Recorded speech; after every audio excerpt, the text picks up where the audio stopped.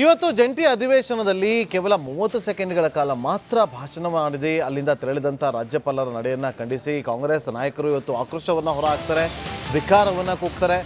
ಈ ವಿಚಾರವಾಗಿ ಕಾಂಗ್ರೆಸ್ನ ವಿಚಾರವಾಗಿ ಬಿಜೆಪಿ ಕಿಡಿಯನ್ನು ಕಾರೋದಕ್ಕೆ ಶುರು ಮಾಡಿದೆ. ಕಾಂಗ್ರೆಸ್ ಶಾಸಕರ ನಡೆಗೆ MLC ಟಿ ರವಿಯವರು ಕಿಡಿಕಾರಿದ್ರು. ಈಗ ಮಾಜಿ ಸಚಿವರಾಗಿರುವಂಥ ಆರೋಗ್ಯ ಜ್ಞಾನೇಂದ್ರ ಕೂಡ ಪ್ರತಿಕ್ರಿಯೆ ಕೊಟ್ಟಿದ್ದಾರೆ. ರಾಜ್ಯ ಸರ್ಕಾರದ ನಡೆಯನ್ನು ಖಂಡಿಸಿದ್ದಾರೆ. ಕಾಂಗ್ರೆಸ್ನಿಂದ ಗವರ್ನರ್ಗೆ ಅವಮಾನ ಅಂತೇಳಿ ಆಕ್ರೋಶವನ್ನ ಹೊರಹಾಕಿದ್ದಾರೆ. ರಿಪಬ್ಲಿಕ್ ಕನ್ನಡದ ಜೊತೆ ಬಿಜೆಪಿ ನಾಯಕರು ಮಾತುಗಳನ್ನಾಡಿದ್ದಾರೆ ನೋಡಿ.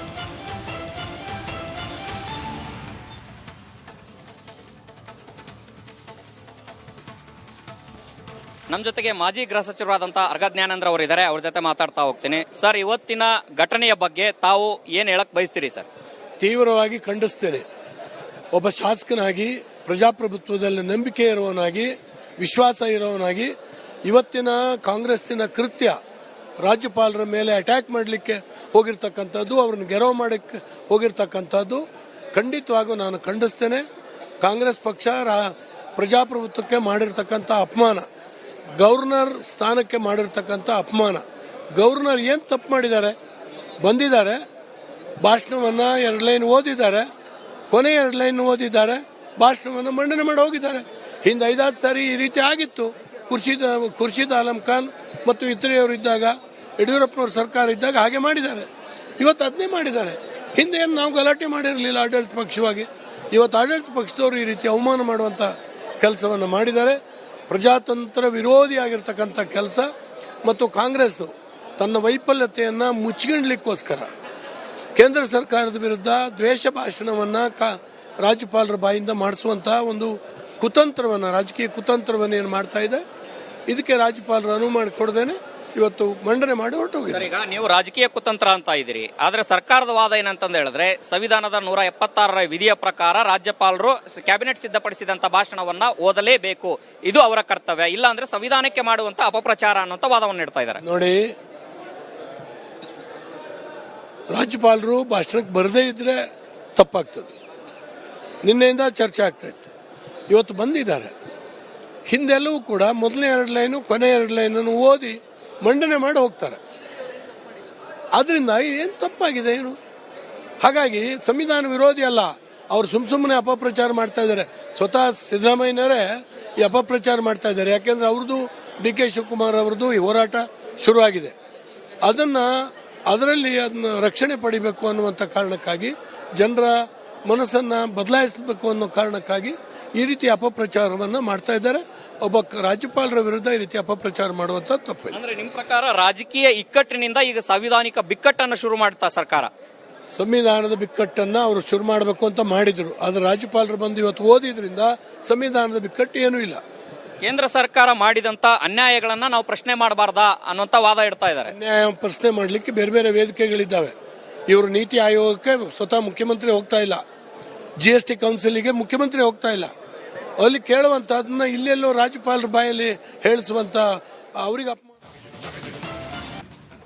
ಇವತ್ತು ಜಂಟಿ ಅಧಿವೇಶನದಲ್ಲಿ ಕೇವಲ 30 ಸೆಕೆಂಡ್ಗಳ ಕಾಲ ಮಾತ್ರ ಭಾಷಣ ಮಾಡಿದೆ. ಅಲ್ಲಿಂದ ತೆರಳಿದಂಥ ರಾಜ್ಯಪಾಲರ ನಡೆಯನ್ನು ಖಂಡಿಸಿ ಕಾಂಗ್ರೆಸ್ ನಾಯಕರು ಇವತ್ತು ಆಕ್ರೋಶವನ್ನು ಹೊರಹಾಕ್ತಾರೆ, ಧಿಕ್ಕಾರವನ್ನು ಕೂಗ್ತಾರೆ. ಈ ವಿಚಾರವಾಗಿ ಕಾಂಗ್ರೆಸ್ನ ವಿಚಾರವಾಗಿ ಬಿಜೆಪಿ ಕಿಡಿಯನ್ನು ಕಾರೋದಕ್ಕೆ ಶುರು ಮಾಡಿದೆ. ಕಾಂಗ್ರೆಸ್ ಶಾಸಕರ ನಡೆಗೆ MLC ಟಿ ರವಿಯವರು ಕಿಡಿಕಾರಿದ್ರು. ಈಗ ಮಾಜಿ ಸಚಿವರಾಗಿರುವಂಥ ಆರೋಗ್ಯ ಜ್ಞಾನೇಂದ್ರ ಕೂಡ ಪ್ರತಿಕ್ರಿಯೆ ಕೊಟ್ಟಿದ್ದಾರೆ. ರಾಜ್ಯ ಸರ್ಕಾರದ ನಡೆಯನ್ನು ಖಂಡಿಸಿದ್ದಾರೆ. ಕಾಂಗ್ರೆಸ್ನಿಂದ ಗವರ್ನರ್ಗೆ ಅವಮಾನ ಅಂತೇಳಿ ಆಕ್ರೋಶವನ್ನ ಹೊರಹಾಕಿದ್ದಾರೆ. ರಿಪಬ್ಲಿಕ್ ಕನ್ನಡದ ಜೊತೆ ಬಿಜೆಪಿ ನಾಯಕರು ಮಾತುಗಳನ್ನಾಡಿದ್ದಾರೆ ನೋಡಿ.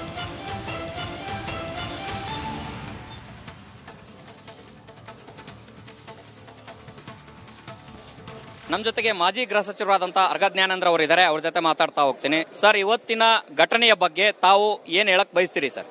ತೀವ್ರವಾಗಿ ಖಂಡಿಸ್ತೇನೆ. ಒಬ್ಬ ಶಾಸಕನಾಗಿ, ಪ್ರಜಾಪ್ರಭುತ್ವದಲ್ಲಿ ನಂಬಿಕೆ ಇರುವವನಾಗಿ, ವಿಶ್ವಾಸ ಇರೋವನಾಗಿ ಇವತ್ತಿನ ಕಾಂಗ್ರೆಸ್ಸಿನ ಕೃತ್ಯ ರಾಜ್ಯಪಾಲರ ಮೇಲೆ ಅಟ್ಯಾಕ್ ಮಾಡಲಿಕ್ಕೆ ಹೋಗಿರ್ತಕ್ಕಂಥದ್ದು, ಅವ್ರನ್ನ ಗೆರವು ಮಾಡಕ್ಕೆ ಹೋಗಿರ್ತಕ್ಕಂಥದ್ದು ಖಂಡಿತವಾಗೂ ನಾನು ಖಂಡಿಸ್ತೇನೆ.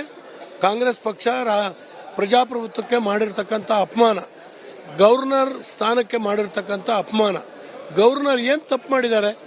ಬಂದಿದ್ದಾರೆ, ಭಾಷಣವನ್ನ 2 ಲೈನ್ ಓದಿದ್ದಾರೆ, ಕೊನೆ 2 ಲೈನ್ ಓದಿದ್ದಾರೆ, ಭಾಷಣವನ್ನು ಮಂಡನೆ ಮಾಡಿ ಹೋಗಿದ್ದಾರೆ. ಹಿಂದೆ 5 ಸಾರಿ ಈ ರೀತಿ ಆಗಿತ್ತು. ಖುರ್ಷಿದ್ ಆಲಂ ಖಾನ್ ಮತ್ತು ಇತರೆಯವರು ಇದ್ದಾಗ, ಯಡಿಯೂರಪ್ಪನವ್ರ ಸರ್ಕಾರ ಇದ್ದಾಗ ಹಾಗೆ ಮಾಡಿದ್ದಾರೆ. ಇವತ್ತು ಅದನ್ನೇ ಮಾಡಿದ್ದಾರೆ. ಹಿಂದೆ ಏನು ನಾವು ಗಲಾಟೆ ಮಾಡಿರಲಿಲ್ಲ ಆಡಳಿತ ಪಕ್ಷವಾಗಿ. ಇವತ್ತು ಆಡಳಿತ ಪಕ್ಷದವರು ಈ ರೀತಿ ಅವಮಾನ ಮಾಡುವಂತ ಕೆಲಸವನ್ನು ಮಾಡಿದ್ದಾರೆ.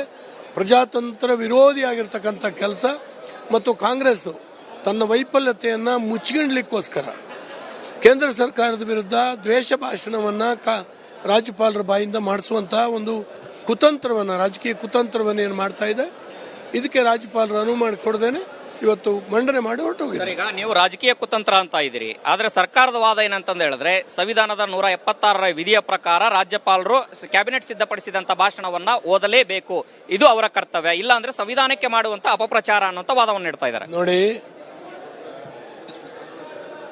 ರಾಜ್ಯಪಾಲರು ಭಾಷಣಕ್ಕೆ ಬರದೇ ಇದ್ರೆ ತಪ್ಪಾಗ್ತದೆ. ನಿನ್ನೆಯಿಂದ ಚರ್ಚೆ ಆಗ್ತಾ ಇತ್ತು, ಇವತ್ತು ಬಂದಿದ್ದಾರೆ.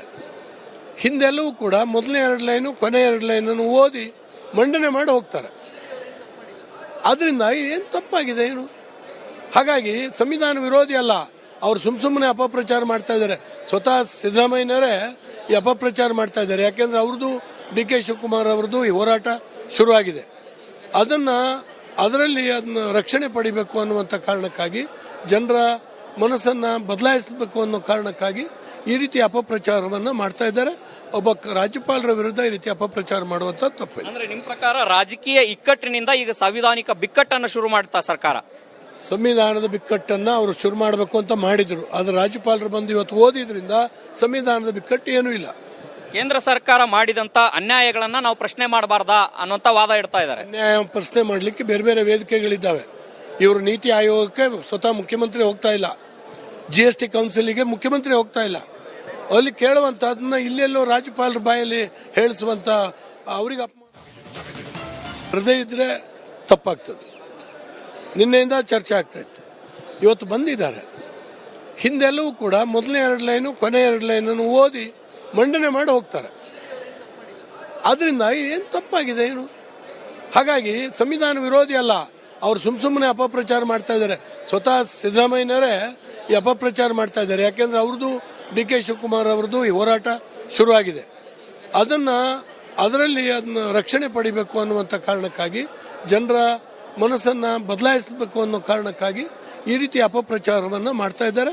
ಒಬ್ಬ ರಾಜ್ಯಪಾಲರ ವಿರುದ್ಧ ಈ ರೀತಿ ಅಪಪ್ರಚಾರ ಮಾಡುವಂತ ತಪ್ಪಿಲ್ಲ. ಅಂದ್ರೆ ನಿಮ್ ಪ್ರಕಾರ ರಾಜಕೀಯ ಇಕ್ಕಟ್ಟಿನಿಂದ ಈಗ ಸಾಂವಿಧಾನಿಕ ಬಿಕ್ಕಟ್ಟನ್ನು ಶುರು ಮಾಡ್ತಾ ಸರ್ಕಾರ? ಸಂವಿಧಾನದ ಬಿಕ್ಕಟ್ಟನ್ನ ಅವರು ಶುರು ಮಾಡಬೇಕು ಅಂತ ಮಾಡಿದ್ರು, ಆದ್ರೆ ರಾಜ್ಯಪಾಲರು ಬಂದು ಇವತ್ತು ಓದಿದ್ರಿಂದ ಸಂವಿಧಾನದ ಬಿಕ್ಕಟ್ಟು ಏನೂ ಇಲ್ಲ. ಕೇಂದ್ರ ಸರ್ಕಾರ ಮಾಡಿದಂತ ಅನ್ಯಾಯಗಳನ್ನ ನಾವು ಪ್ರಶ್ನೆ ಮಾಡಬಾರ್ದಾ ಅನ್ನುವಂತ ವಾದ ಇಡ್ತಾ ಇದ್ದಾರೆ. ಅನ್ಯಾಯ ಪ್ರಶ್ನೆ ಮಾಡಲಿಕ್ಕೆ ಬೇರೆ ಬೇರೆ ವೇದಿಕೆಗಳಿದ್ದಾವೆ. ಇವರು ನೀತಿ ಆಯೋಗಕ್ಕೆ ಸ್ವತಃ ಮುಖ್ಯಮಂತ್ರಿ ಹೋಗ್ತಾ ಇಲ್ಲ, GST ಕೌನ್ಸಿಲ್ಗೆ ಮುಖ್ಯಮಂತ್ರಿ ಹೋಗ್ತಾ ಇಲ್ಲ. ಅಲ್ಲಿ ಕೇಳುವಂತದನ್ನ ಇಲ್ಲೆಲ್ಲೋ ರಾಜ್ಯಪಾಲರ ಬಾಯಲ್ಲಿ ಹೇಳಿಸುವಂತ ಅವರಿಗೆ